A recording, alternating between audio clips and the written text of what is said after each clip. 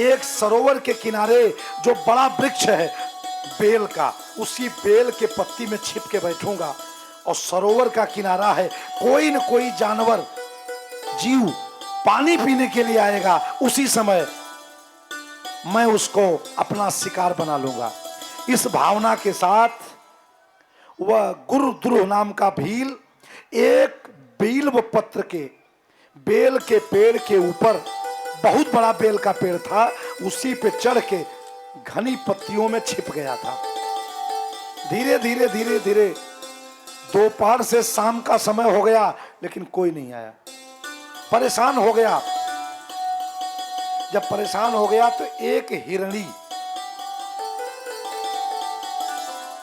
सूर्यास्त के पश्चात पानी पीने के लिए सरोवर में आई। इसके पास खाने को कुछ था नहीं, 3 दिन से कुछ नहीं खाया था। इसने क्या किया, न चाहते हुए इसका व्रत हो गया था।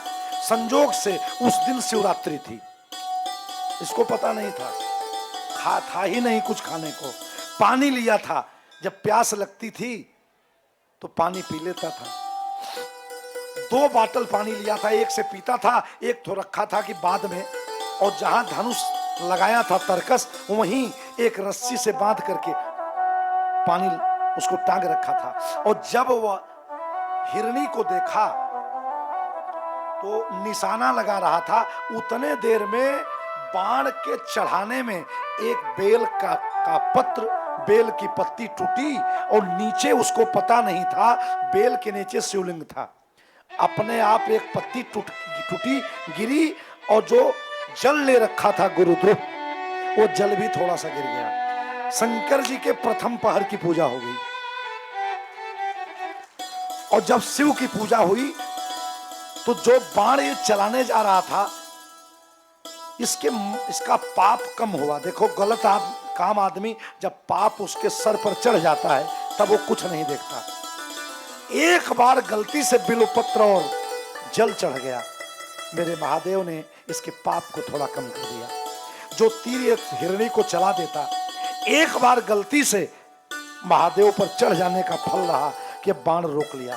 और हिरणी जब देखी कि बाण खींच के है, तो हिरणी एक बार मुंह लगा के पानी पी थी, इसके ओर चल दी और आकर के बोली, सुनो, तुम हमको इस समय छोड़ दो, मेरे छोटे छोटे बच्चे हैं, मैं अपने स्वामी को, अपने बहन को, उनको सौंप के फिर तेरे पास आ जाऊंगी और मेरे शरीर से यदि उपकार हो जाए, अंत में तेरे काम आऊं तो मैं आ जाऊंगी।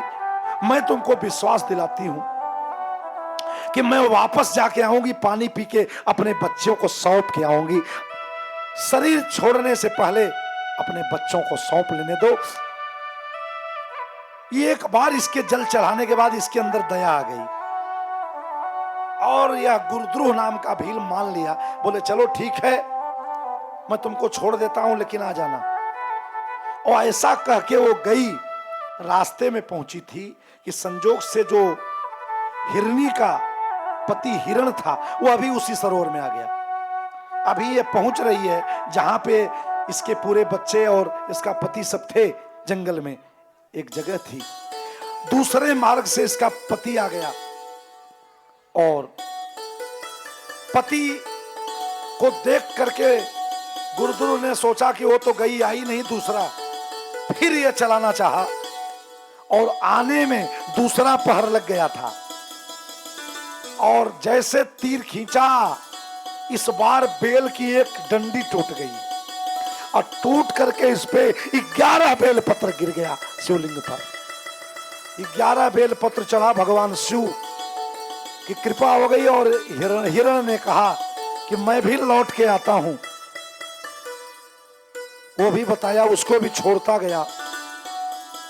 प्रतीक्षा करते करते इसने क्या किया, तीसरी बार तीसरे पहर में, इसीलिए शिव की रात्रि, शिवरात्रि के दिन जो व्यक्ति भगवान शिव को जल न चढ़ाता हो, शिवरात्रि का व्रत न करता हो, भगवान के नाम का जप न करता हो, ऐसे जीव से श्रेष्ठ शिव महापुराण में पशुओं को बताया गया। और हमारे तुलसीदास जी ने लिखा कि जो भगवान का भजन नहीं करता उससे बढ़िया गधा है। मैं नहीं कहता, कवितावली का छंद पढ़ रहा हूं। बाबा ने लिखा, कहा तिन्हते खर, संस्कृत में खर किसको कहते हैं? गधा को। कहा तिन्हते खर सूकर स्वान भले, अजड़ता बस ते न कहे कछु द्वय। पहले जब कलयुग आया दुबे जी, तो कलयुग